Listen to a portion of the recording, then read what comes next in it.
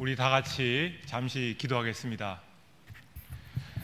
주님, 이 자리에 우리가 모여서 하나님의 은혜를 간구합니다.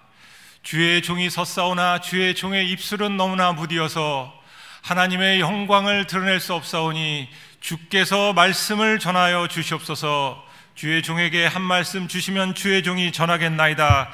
주여 도와주시옵소서. 성령의 두루마기를 입히사 성령으로 말씀하여 주시옵소서. 이 모든 것 우리 주 예수님 이름으로 기도드리옵나이다. 반갑습니다, 여러분.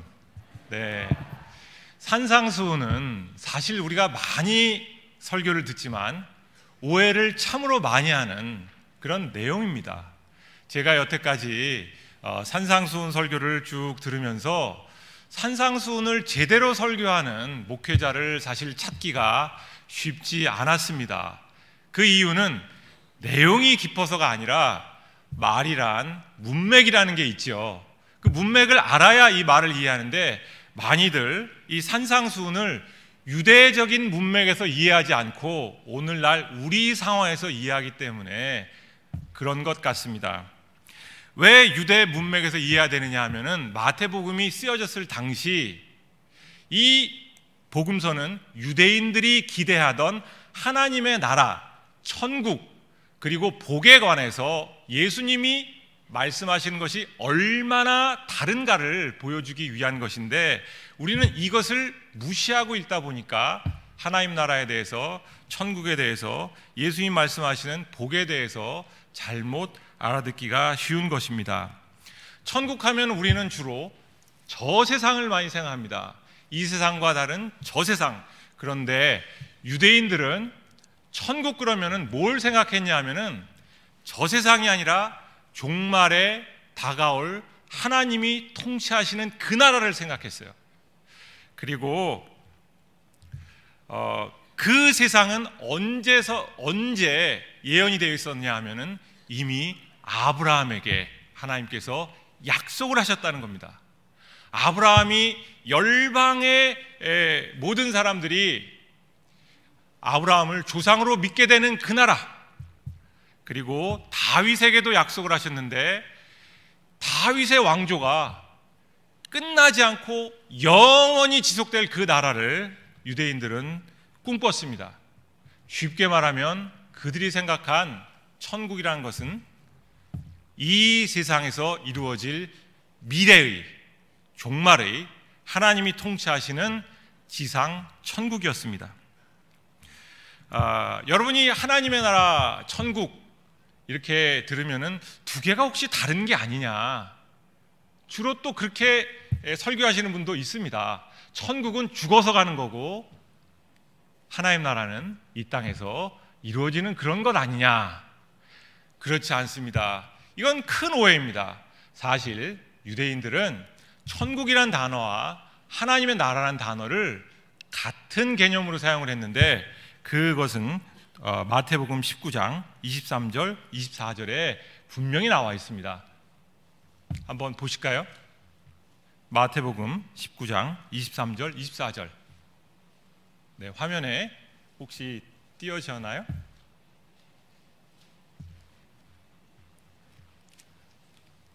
마태복음 19장 23절, 24절 다 같이 한번 읽어보겠습니다. 예수께서 제자에게 이르시되 내가 진실로 너에게 이르노니 부자는 천국에 들어가기가 어려우니라. 다시 너희에게 말하노니 낙타가 바늘기로 들어가는 것이 부자가 하나님의 나라에 들어가기보다 쉬우니라 하시니. 위에서는 천국이라 얘기하고 밑에서는 하나님 나라라고 얘기합니다. 이것은 같은 개념입니다. 그런데 왜 유대인들은 하나님의 나라라는 개념보다도 천국이라는 단어를 선호했느냐? 유대인들은 기본적으로 하나님의 이름은 너무나 거룩해서 감히 인간이 언급하기가 쉽지 않은, 잘못 언급했다가는 십계명에 그의 이름을 망령되이 일컬지 말라라는 것을 어길 수가 있다 생각해서 하나님 대신에 영원이란 단어 혹은 하늘이란 단어를 사용하기를 좋아했습니다. 그래서 여러분이 영원한 생명 그러면 그것은 유대인들이 보통 생각하는 하나님으로부터 오는 생명을 생각하시면 됩니다.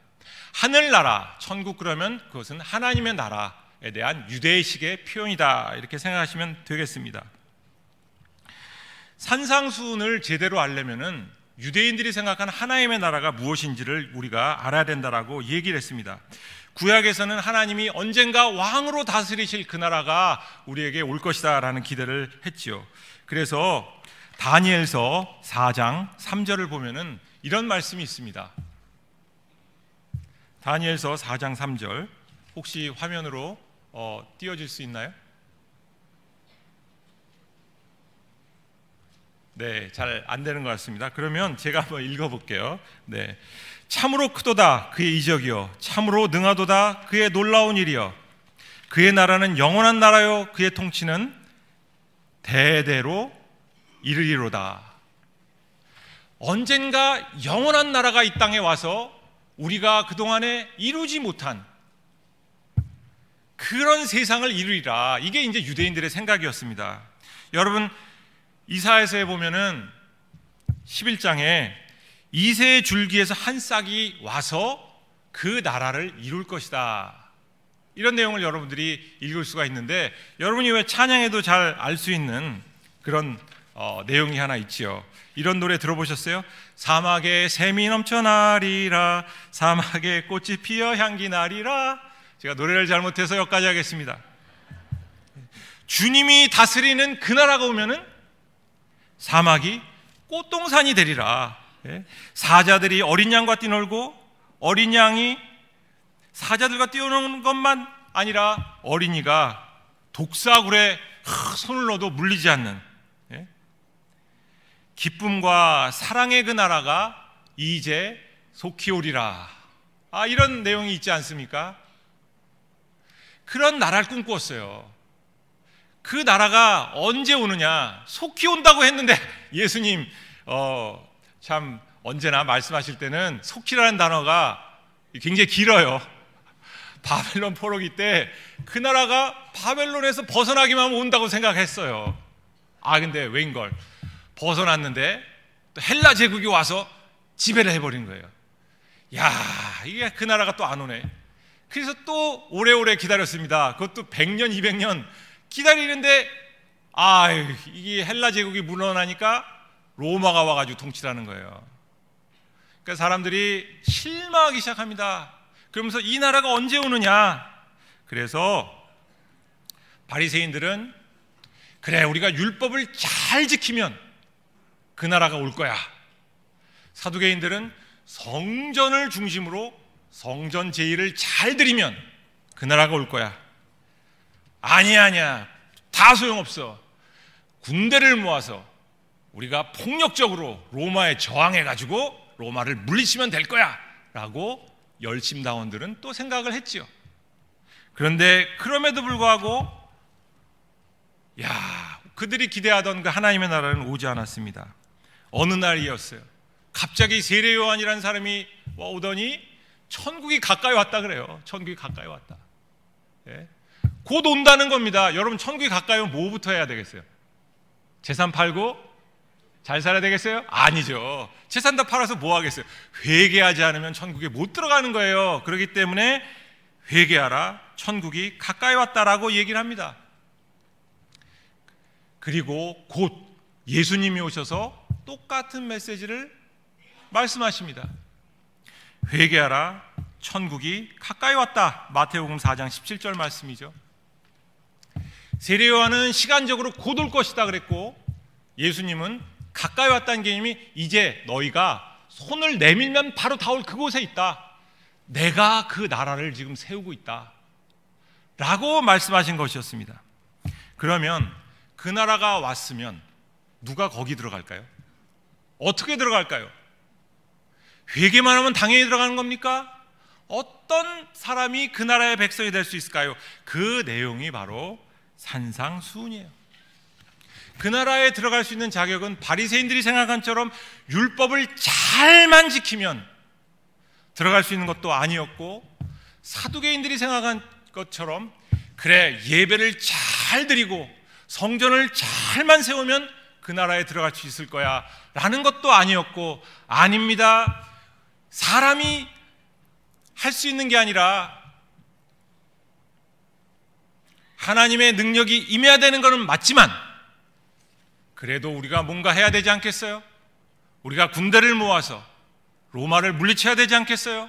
하면서 열심당원들처럼 폭력으로서 로마를 물리친다고 그 나라가 오는 것도 아니었습니다. 예수님은 이렇게 말씀하십니다. 심령이 가난한 자는 복이 있나니 천국이 그들의 것이다. 그 어떤 방식으로도 하나님 나라에 들어갈 수가 없습니다. 심령이 가난한 자 이외엔 들어갈 수가 없다는 거예요. 심령이 가난하다는 것은 무슨 뜻입니까? 심령이 가난하다는 것은 유대인의 입장에서 이해를 하면은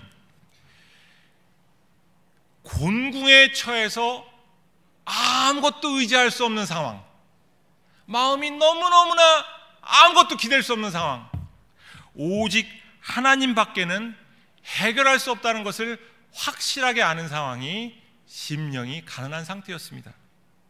원래 복이라는 게 말이에요, 우리가 신명기에 보면은 심령이 가난한 거하고 상관없이 돈이 부유하거나 무병장수하거나 국가가 부강하거나 뭐 이런 것들 아니겠어요? 욥 1장 2절에서 3절 한번 봐보세요. 욥이 왜 하나님의 의인인가? 그가 가진 약대의 수, 낙타요. 그가 가진 양의 수, 그가 얼마나 많은 자녀를 낳았나, 이걸로 증명이 되는 거 아니겠습니까? 그런데 시간이 흐르면서 유대인들도 이것이 다를 수도 있겠다라는 생각을 하기 시작했습니다. 포로기를 걸치면서 바벨론 포로기 때 보니까 야, 이게 돈 많은 놈들이 하나님의 복받은 사람이 아니라 오히려 악을 행하는 자들이었어요. 오히려 매국노들이었어요. 그리고 정말 하나님을 사랑하고 하나님 의지하고 이런 사람들은 오히려 세상으로부터 당하고 그 혼란한 세상 속에서 돈을 사랑하지 않았기 때문에 가난할 수밖에 없는 사람들이었습니다. 식민지 통치의 끊임없는 불의한 사회 속에서 의인들은 가난할 수밖에 없었습니다. 그래서 시편에서도 37편 16장에 이렇게 얘기합니다. 의인의 작은 소유가 많은 악인의 풍부함보다 더 낫다. 이 말은 의인은 가난할 수밖에 없고 가난이란 자체가 더 이상 신명기의 복을 못 받은 상태가 아니라 의로운 사람들의 상태일 수가 있다, 이 얘기입니다. 그래서 예수님 당시에는 심령이 가난한 자란 뜻은 하나님을 의지하기 때문에 하나님 밖에는 도저히 아무것도 의지할 수 없는 자들의 그런 모습을 심령이 가난한 자라고 표현했습니다. 그리고 심령이 가난한 자는 이건 또한 종교적인 개념이었어요. 여러분 시편 40편 17절에 보면은 다윗이 이 사울로부터 쫓기는데 다윗이 사실은 경제적으로 가난한 자는 아니었죠. 그런데 그는 뭐라고 얘기하냐 하면 나는 가난하고 곤궁하오니 궁핍하오니 주께서 나를 생각하여 주시옵소서, 하나님이여 지체하지 마시고 나를 구원하시옵소서 라고 이야기를 합니다. 이 말은 뭐냐면은 하나님 외에는 도저히 다윗이 벗어날 길이 없었어요. 자기가 지금 죽음의 위협을 받고 있는데 하나님이 도와주지 않고서는 어떻게 자기가 살 수가 있냐는 거예요. 이것이 심령이 가난한 자의 모습이었습니다. 경제적인 가난뿐만이 아니라 모든 상황 속에서 하나님 이외에는 자기 문제가 해결될 수 없다는 것을 아는 사람이 심령이 가난한 자였어요. 여러분 삭개오 보세요. 삭개오는 세리장이었고 돈이 많았습니다. 그런데 그는 가난한 자였어요. 왜냐하면 아무리 돈이 많으면 뭐합니까? 친구도 없고 자기 삶에 만족이 없는데 그는 그래서 예수님을 찾았어요. 예수님을 보기 위해서 나무 위에, 뽕나무 위에 올라가서 그를 바라봤어요. 그런 자가 심령이 가난한 자예요. 아무것도 의지할 게 없구나, 하나님 밖에는 내가 의지할 게 없구나, 이런 자만이 천국을 소유할 수 없다, 이겁니다. 제자들은 예수님을 따르기 위해서 재산을 포기했습니다. 많은 것을 포기했습니다. 전적으로 하나님만을 의지하고 예수님을 따랐습니다. 여러분은 어떻습니까? 정말 하나님만을 의지하십니까? 아니면 여러분 교회를 의지하십니까? 목사를 의지하십니까? 여러분 신앙을 의지하십니까? 돈을 의지하십니까? 그 모든 것에서 만족을 얻지 못할 때 여러분은 천국을 소유할 수 있습니다. 저는요, 세상에 있는 그 무엇을 의지해도 안전이 없다는 것을 여러분에게 말씀드리고 싶습니다. 언제 변할지 몰라요. 여러분의 믿는 것은 뭐든지 여러분을 배반할 수 있습니다. 아니, 하나님이 여러분에게 그 배반을 맛보게 할 때 여러분은 진짜 천국을 맛볼 수 있습니다. 의지할 수 있는 유일한 분은 하나님 한 분이시기 때문에 그렇습니다. 그런 자, 심령이 가난한 자는 복이 있나니 할 때 그 복은 어떤 것일까요? 세상에서 말하는 복하고는 전혀 거리가 멀죠. 돈과 명예와 권력과 많은 자손과 이런 것들하고 관계가 전혀 멀지 않습니까? 산상수훈에서 말하는 복은 오히려 세상적인 행복의 기준으로 보면 복이 아니에요. 여러분 심령이 가난한 자 되고 싶으세요? 쫄딱 망해가지고 오로지 하나님밖에 의지할 게 없는 사람이 되고 싶으세요? 아마 그런 사람 별로 없을 겁니다. 그러나 여러분이 쫄딱 망하지 않더라도 하나님밖에 의지할 것이 없다는 것을 진심으로 알 때 여러분은 여러분의 마음속에 세상이 줄 수 없는 평안과 기쁨과 만족을 얻으실 겁니다. 여러분의 영안이 열릴 수 있는 길은 세상에 대한 의지가 딱 끊어졌을 때입니다. 오히려 그래서 어떤 사람은 암이 걸려서 그때서야 삶의 진실을 만나는 사람이 있어요. 정말 하나님을 만나는 사람이 있어요. 그리고 죽어도 여한이 없다라는 기쁨을 맛보면서 삶을 마치시는 분도 있습니다. 여러분이 진정으로 영적인 행복을 누리지 않는 한 이 세상에서 주는 모든 행복이 무슨 소용이 있겠습니까? 여러분, 여러분의 마음이 지옥이라면 여러분에게 주어진 모든 것들이 무슨 의미가 있겠어요? 반대로 여러분의 마음이 천국이라면 여러분의 환경이 어려운들 그게 무슨 상관이 있겠어요? 하나하나 극복해 나가기가 가능할 것입니다. 여러분의 마음이 천국이라면. 저는 여러분이 처한 이 상황이 그닥 아름다운 상황이 아닌 것 같이 보입니다. 그러나 이 상황이 오히려 하나님을 의지할 수 있는 얼마나 좋은 상황이겠습니까? 오히려 하나님을 만날 수 있는 상황이 아니겠습니까? 진짜 천국이 뭔가를 배울 수 있는 그 순간이 아니겠습니까? 여러분의 마음이 천국이 된다면 여러분의 환경도 변할 것입니다. 여러분의 마음이 천국이 아니라 갈등이 있다면 이 상황은 해결될 것이 아닙니다. 여러분, 또한 두 번째 복으로 애통하는 자는 복이 있나니 저희가 위로를 얻을 것이라 했습니다. 둘째 복, 애통은 무엇일까요? 어떤 사람은 사업이 망해서, 어떤 사람들은 자녀들이 문제를 일으켜서 애통하는 사람이 있어요. 그런데 본문에서 말하는 애통은 그런 애통이 아닙니다. 이것은 유대적인 배경으로 알아야 되는데 이사야서 61장 2절 3절에 보면은 이런 말씀이 있습니다.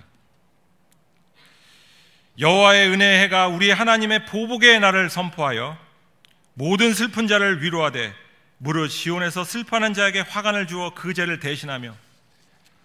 유대인들은 하나님의 통치가 무너진 것 때문에 가슴 아파했어요. 다 그런 게 아니라 이제 의로운 사람들이 그랬다는 거예요. 의로운 사람들이. 왜 하나님의 성전에서는 저렇게 많은 타락이 일어나며 율법을 지킨다고 하는 저 바리새인들 사이에서는 저렇게 위선이 많으며 도대체 우리는 무엇을 믿고 살아야 될 것인가? 왜 하나님은 역사하지 않는가 하면서 그들은 애통했습니다. 자기 자신을 위한, 자기 자신의 문제에 대한 애통이 아니라 하나님의 나라에 대한 애통함이 있었어요. 그런데 그들에게 예수님께서 위로가 있을 것이라는 거예요. 위로가 있을 것이다. 그런데 여러분, 여기서 재미난 것은요, 이 위로가 미래형이라는 거예요. 현재형이 아니에요. 위로를 얻을 것이다 그랬어요. 얻을 것이다. 이 세상에서는 여러분 아무리 위로가 많다 해도, 어떤 위로가 있다 해도 그것은 곧 뒤집히는 위로입니다. 오래가지가 않아요.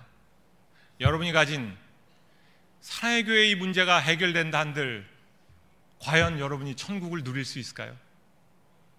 그렇지 않습니다. 부분적으로 여러분들은 위로를 얻을 것입니다. 그러나 결과적으로 우리는 거기에 너무 연연해서도 안 됩니다.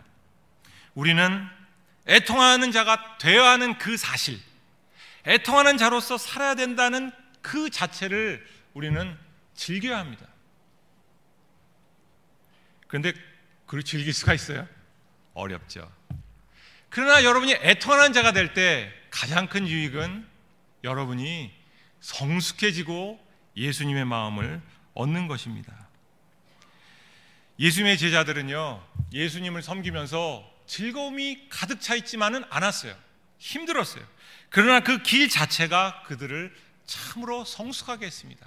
오히려 슬픔이 그들을 더 성숙하고 이해심이 많게 만들었지, 기쁨이 그들을 더 성숙하고 이해심이 많게 만든 건 아닌 것 같아요. 고난을 겪으면서 그들은 참으로 성숙해졌습니다.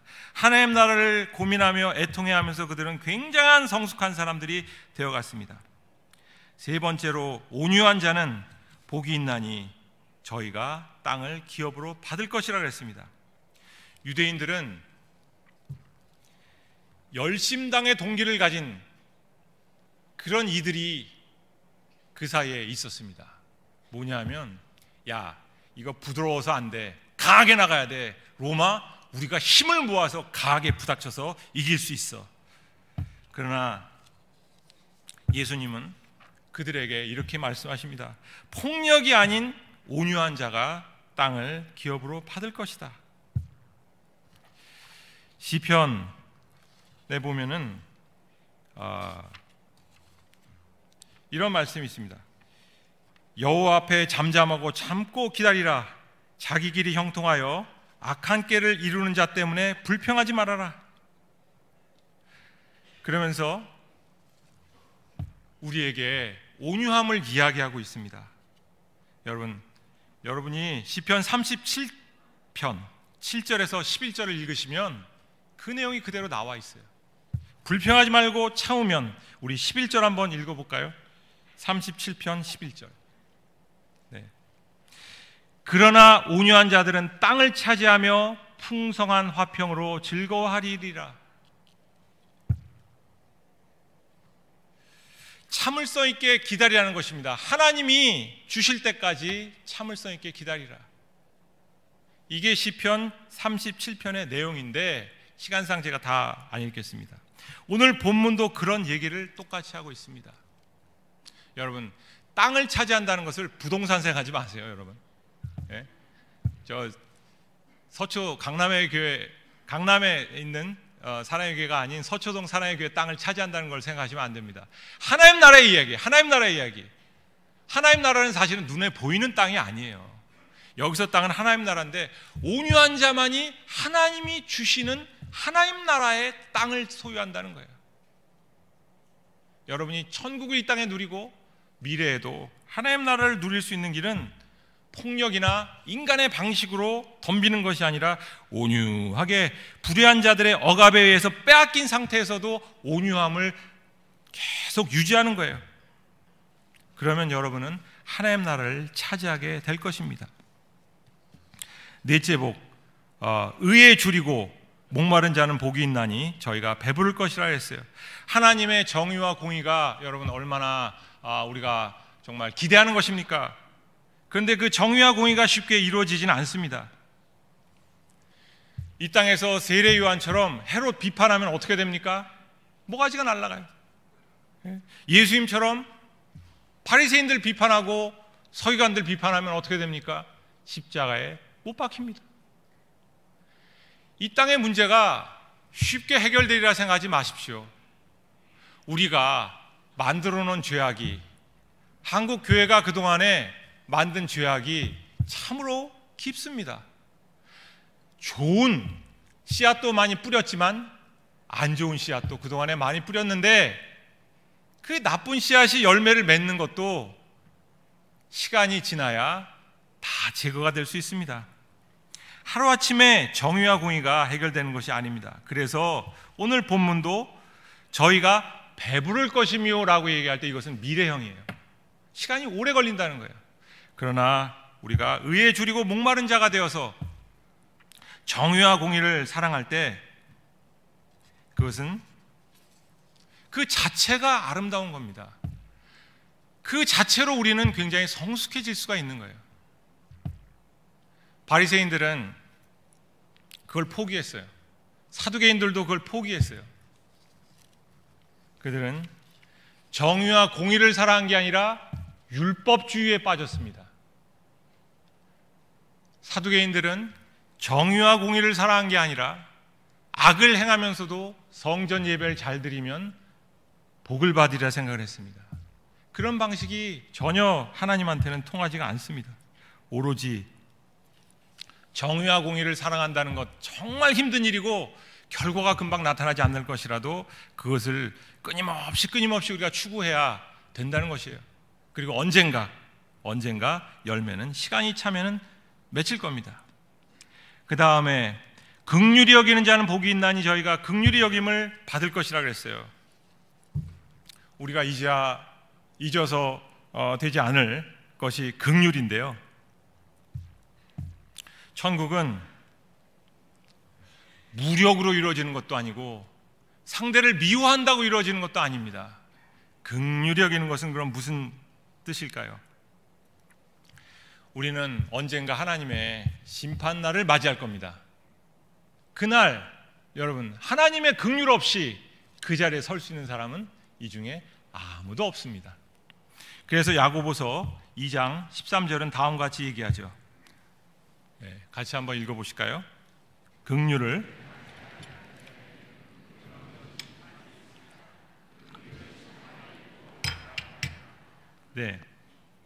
여러분은 마지막 심판 때에 긍휼을 얻어야 하는데 긍휼을 얻으려면 어떻게 해야 되느냐? 긍휼 있는 삶을 지금 살아야 된다 이거예요. 여러분 1만 달란트에 비유하시죠? 1만 달란트에 비유해서 탕감받은 종은 왜 긍휼을 베풀 수 있었는가? 그런데 안 베풀었죠. 그 이유는 뭔가요? 왕이 이미 1만 달란트를 탕감해 줬기 때문에 자기도 베풀 수 있었던 거 아니에요? 긍휼을 베푸는 능력은 무한한 하나님의 긍휼에서 나오는 겁니다. 여러분이 긍휼을 할 때 마음으로부터 이 긍휼을 베풀 때, 즉 하나님이 긍휼을 베푸셨기 때문에 여러분의 마음에서 긍휼이 흘러나올 때 여러분은 마지막 날에도 하나님의 긍휼을 받을 것입니다. 사실 우리가 긍휼하면은 많은 문제가 해결이 돼요. 첫째는 내 마음의 미움이 해결이 됩니다. 그리고 둘째는 사람들 간에 내가 상대를 다시 용서로 초대할 수 있는 길이 열려요. 근데 나부터 마음을 닫고 있으면은 어렵죠. 그래서 우리는 상대가 나에 대해서 어떤 태도를 갖든 말든 긍휼한 자세로 늘 사람을 대해야 됩니다. 나를 위해서 좋아요. 그게 나부터 마음의 빗장이 풀어지면 내가 마음에 엉킨 게 풀어지기 때문에 그렇습니다. 그 다음에 복은 마음이 청결한 자에 대한 복입니다. 마음이 청결한 자는 복이 있나니 저희가 하나님을 볼 것이라 그랬어요. 청결이란 것은 무슨 뜻이냐면 마음이 충성됨으로 가득 찬 사람, 두 마음을 품지 않은 자가 가장 마음이 청결한 자인데 그런 자는 하나님을 볼 것이라 그랬습니다. 여러분 출애굽기 24장 10절에서 11절을 보면은 이스라엘도 하나님을 보았어요. 근데 보았다 해도 하나님의 발등만 보았어요. 여러분은 마지막 날 하나님을 보게 될 것입니다. 하나님과 얼굴을 대하면서 보게 될 거예요. 마음이 충성된 자들은 그렇게 될 것이란 것입니다. 그래서 그리스도가 다시 오실 때 히브리서 12장 14절은 다음과 같이 얘기합니다. 모든 사람과 더불어 화평함과 거룩함을 따르라. 이것이 없이는 아무도 주를 보지 못하리라. 히브리서 12장 14절 말씀입니다. 화평함과 거룩함의 삶, 마음이 깨끗한 삶, 이 사람들은 마지막 때에 하나님을 보게 된다는 겁니다. 산상수훈의 말씀은 전체적으로 전부가 마지막 때에 천국에 어떻게 들어갈 수 있는가에 대한 이야기면서 동시에 지금 어떻게 우리가 천국을 누리느냐에 관한 말씀인데, 이 말씀의 내용들이 우리가 보통 말하는 믿음으로 구원받는 것과 다른 것은 아닙니다. 이 본문에 믿음이란 단어가 안 나온다 해서 우리가 오해할 수가 있지만, 사실 이것들이 전부 다 자세히 보면은 믿음에 대한 다른 표현이에요. 예수님과 동행함에 대한 다른 표현입니다.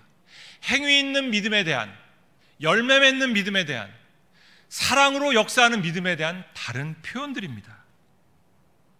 그 다음에 9절에 보면은 화평케 하는 자는 복이 있나니 저희가 하나님의 아들이라 일컬음을 받을 것이라 그랬습니다.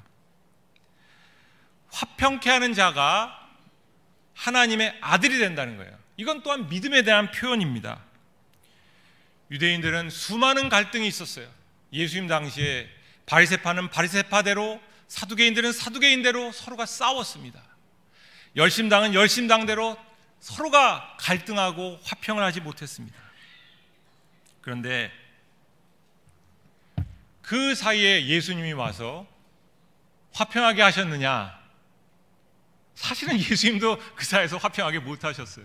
그러나 예수님의 자세는 하나님과의 화평을 통해서 차별받는 자, 가난한 자, 그리고 하나님의 나라를 갈망하는 자들을 모으셨습니다. 제가 말씀드리고자 하는 바는, 여러분이 아무리 화평하려 한다 해도 이 화평을 거부하는 사람들이 있습니다. 특히 종교적 위선자들은, 기득권에 사로잡힌 자들은 절대로 화평이 이루어지지 않을 것입니다. 그건 예수님도 못하신 일이에요. 그들에겐 심판이 있을 것입니다. 그러나 하나님 나라를 사모하는 자들 사이에서는 화평이 있을 것입니다. 갈등과 대립이 난무하는 사회에서 평화를 이루는 자, 어떤 수단과 방법을 통해서 평화를 이루는 자가 아니라 오로지 하나님의 나라를 사모하고 진리로 말미암아서 화평하게 되는 자, 그런 자가 되시기를 바랍니다. 그 다음에 보면은 의를 위하여 핍박을 받는 자가 복이 있다 그랬어요. 아니, 무슨 핍박이에요? 하나님 나라 그러면은 핍박이 아니라 좋은 삶이 이루어져야 되는 거 아니겠습니까? 평화로운 삶이 이루어져야 되는 거 아니겠습니까? 그러나 세상은 악합니다. 악한 세상에서 핍박이 없다는 것은 여러분이 옳은 길을 안 걷는다는 거예요. 여러분이 잘못해서 나쁜 짓을 해서 핍박이 있을 수 있지만 의로운 고난도 있는 겁니다. 나에게는 왜 이렇게 고난이 많지? 둘 중에 하나예요. 여러분이 악을 행해서 고난이 있거나, 좋은 게 좋은 거지, 모난정이 돌 맞는다 그런 거 아니야? 설렁설렁 살았기 때문에 여러분이 핍박이 없을 수도 있습니다. 여러분이 사랑으로 가득 차 있지만 올바른 말을 하는 것에 관해서는, 진리의 길을 걷는 것에 관해서는 타협하지 마십시오. 좋은 게 좋은 게 아니에요. 올바른 길을 걸을 때 핍박은 좋은 겁니다. 왜냐하면 11절 12절에 보면은 너희를 욕하고 핍박하고 거짓으로 너희를 거스려 모든 악한 말을 할 때 너희가 복이 있다 그랬어요. 왜? 기뻐하고 즐거워하라. 하늘에서 너희의 상이 큼이라 그랬습니다. 구약의 어떤 선지자도 핍박받지 않은 선지자가 없어요. 다 핍박을 엄청 받았습니다. 왜? 바른 말을 하니까. 바른 말을 하면은 핍박을 안 받을 수가 없습니다. 아무리 사랑이 넘치는 사람도 올바른 말을 하면은 핍박이 있어요. 여러분, 핍박받는 사람 되세요? 이게 복이에요? 아멘이 없으시네요? 예, 우리 사회가 이렇게 타락하고 교회가 어려운, 정말 문제가 많은 것은 바른 말 하는 사람이 없기 때문에 그래요. 성도들은 그냥 침묵이 금인 줄 알아요. 목회자를 그냥 우상처럼 잘만 섬기면 된 줄 알았어요. 그동안에는. 그 결과가 지금 한국교회 현실이에요. 여러분, 바른 말 할 땐 바른 말 하셔야 됩니다. 그리고 핍박도 받으세요. 여러분, 바른 말을 하되 핍박을 안 받기를 원하니까 이게 문제가 있는 겁니다. 이게. 예? 바른 말 하고 핍박도 받자. 그러면 언제 상이 있다? 이 땅에서 없을 수 있지만 하늘에 상이 있다. 이런 거예요. 천국에 들어가는 건 쉬운 일이 아닙니다, 여러분. 어떤 사람들은 되게 쉽게 생각해요. 믿음으로 다 들어가는 거 아니냐. 근데 그 믿음이 진짜인지 가짜인지 어떻게 하냐고요. 이게 짝퉁 믿음인지 어떻게 하냐고요. 5장 10절에 보면은 너희의 의가 서기관과 바리새인들의 것보다 더 낫지 못하면 결단코 천국에 못 들어간다 그랬어요. 이거 굉장히 무서운 말이에요. 서기관과 바리새인들이 어떤 사람들이에요? 얼마나 율법을 열심히 잘 지킨 사람들입니까? 그런데 근본적으로 우리는 더 나은 의를 가져야 되는데, 그 더 나은 의는 뭐냐 하면 산상수훈의 가르침을 방향으로 잡고 따라가는 삶이에요. 종교성 가지고 되는 율법을 지킴으로써 나오는 그런 의가 아닙니다. 오히려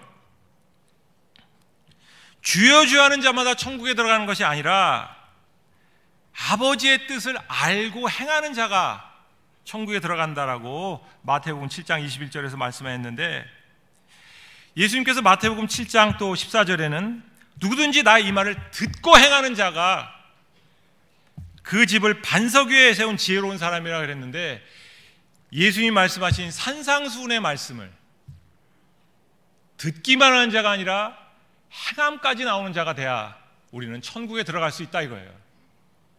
그러면 이렇게 힘든 말씀을 누가 지킬 수가 있어요? 누가 천국에 들어갈 수가 있어요?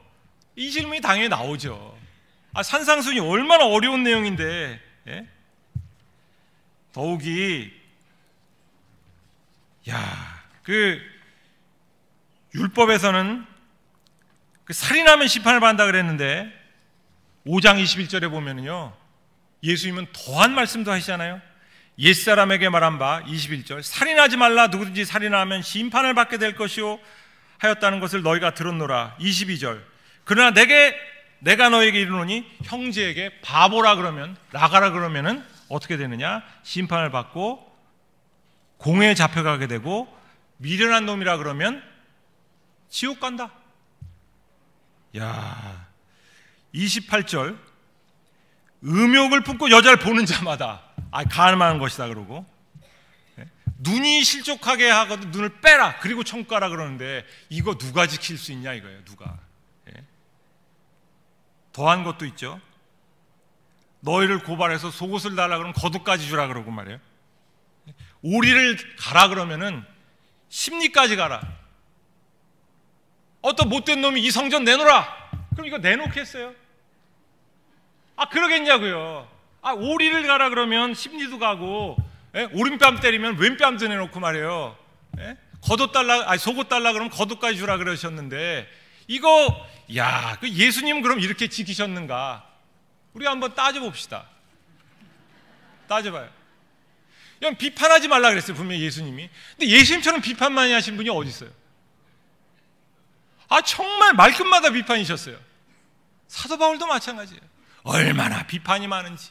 사랑으로 가득한 사도 바울도 비판이 많았어요. 구약의 선지자들은 불만 가득한 지성이라는 소리를 들을 정도로 비판을 많이 했어요. 예수님은 그러면 오른뺨을 때리는 자 왼뺨을 내놓으라고 하셨는데 본인은 그렇게 하셨는가? 우리 한번 볼까요? 진짜 요한복음 우리 18장 말씀 한번 보겠습니다. 제가 잠깐 한번 찾아볼게요.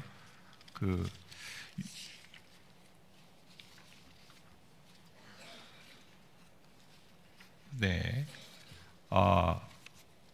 18장 22절 말씀 한번 읽어보세요. 요한복음 18장 22절 23절 두 구절 읽겠습니다. 시작. 예수께서 이렇게 말씀하실 때 요한복음 18장 22절 23절 말씀입니다. 이 말씀을 하심에 곁에 섰던 아랫사람 하나가 손으로 예수를 쳐 이르되 내가 대제사장에게 이같이 대답하느냐 하니 예수님이 23절에 뭐라고 그러셨어요?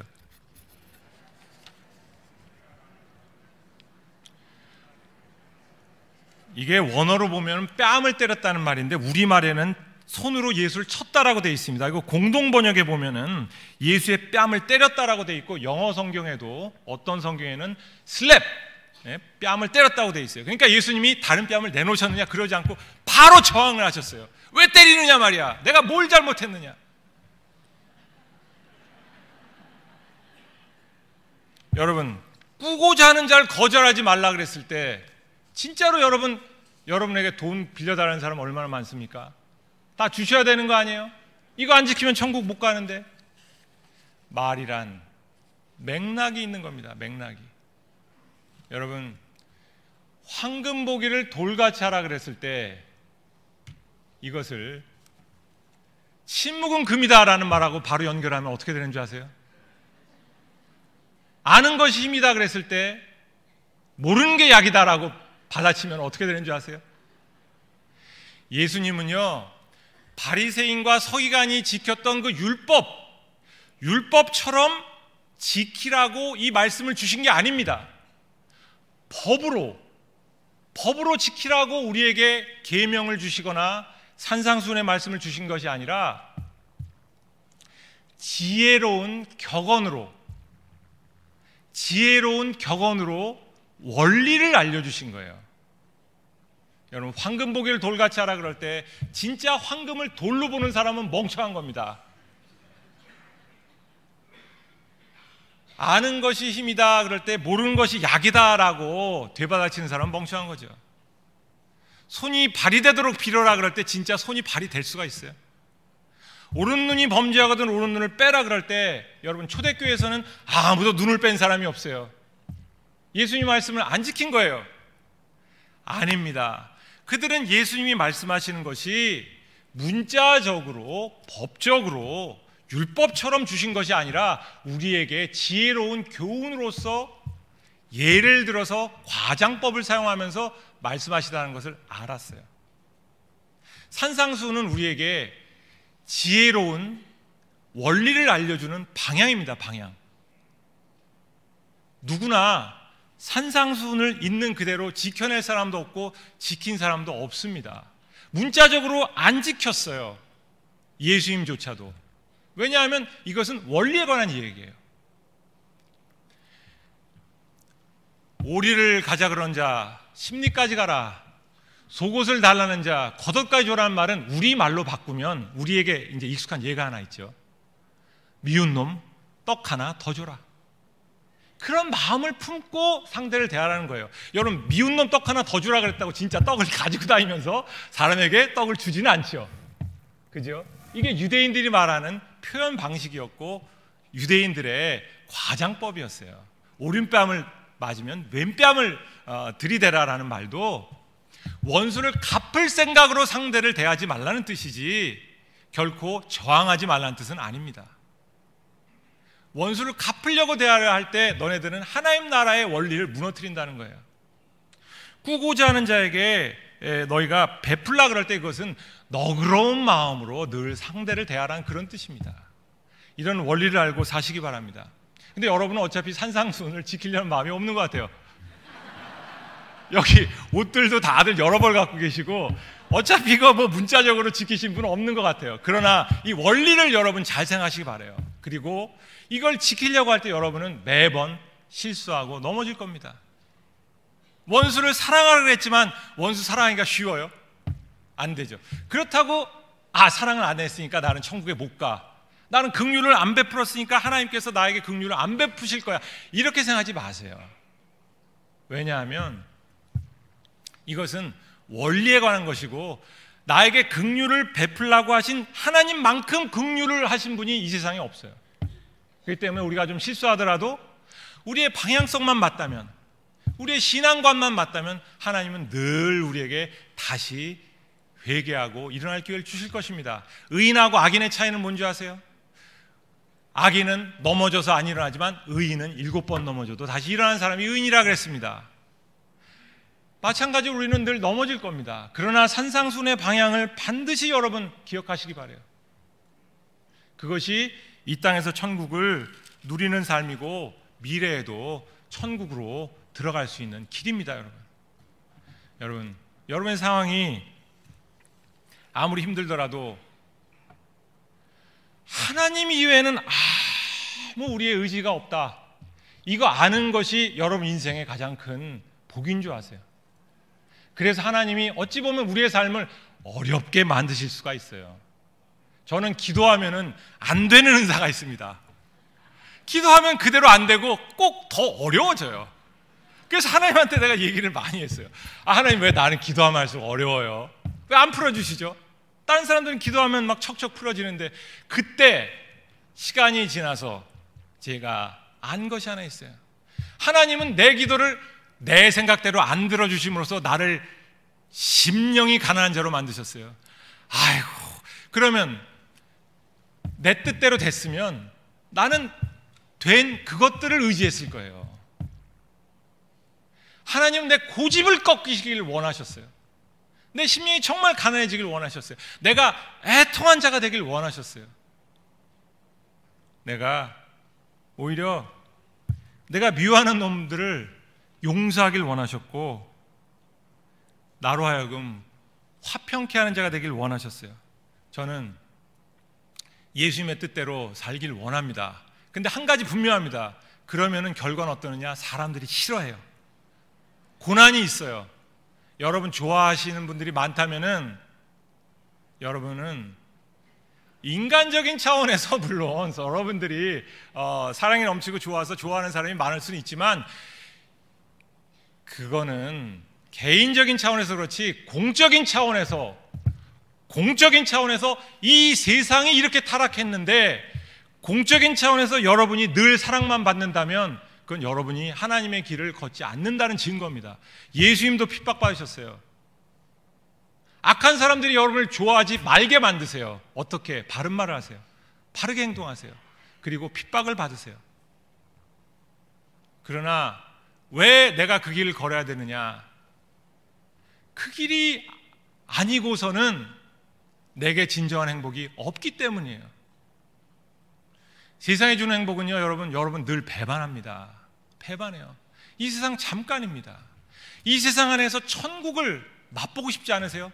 무엇이 진짜 이 세상 안에 있으나 이 세상 안에 속하지 않은, 이 세상 안에 들어와 있는데 이 세상에 속하지 않은 하나님의 통치의 세계가 있는지 한번 맛보고 싶지 않으세요? 그러면은 산상순의 말씀대로 한번 살아보세요. 그러면 여러분은 세상이 줄 수 없는 복을 누리실 겁니다. 핍박과 환난이에요. 그런데 그 안에서 보물을 발견하실 거예요. 세상에서 만날 수 없던 그 하나님을 만날 겁니다. 여러분이 그동안에 잘못된 신앙으로 가려져 있었던 참된 영적인 하나님을, 영적 신비를 맛볼 거예요. 이건 말로 해서 안 돼요. 당해보셔야 알아요. 여러분 개인이 체험해 보셔야 알아요. 이 비밀을 여러분과 나누며 오늘 말씀 마치겠습니다. 다 같이 기도하겠습니다. 주님, 천국이 이 땅에 왔고 이제 예수님과 함께하며 심령이 가난한 자가 되어서 그 천국을 누리려고 합니다. 산상수훈의 말씀, 어렵고도 어렵지만 주님과 동행하며 그 길을 따라가려 합니다. 오직 믿음으로 따라가려 합니다. 그 가운데 우리가 얼마나 복된 자인가를 알게 하여 주시옵소서. 감사하며 이 모든 것 우리 주 예수 그리스도 이름으로 기도하옵나이다.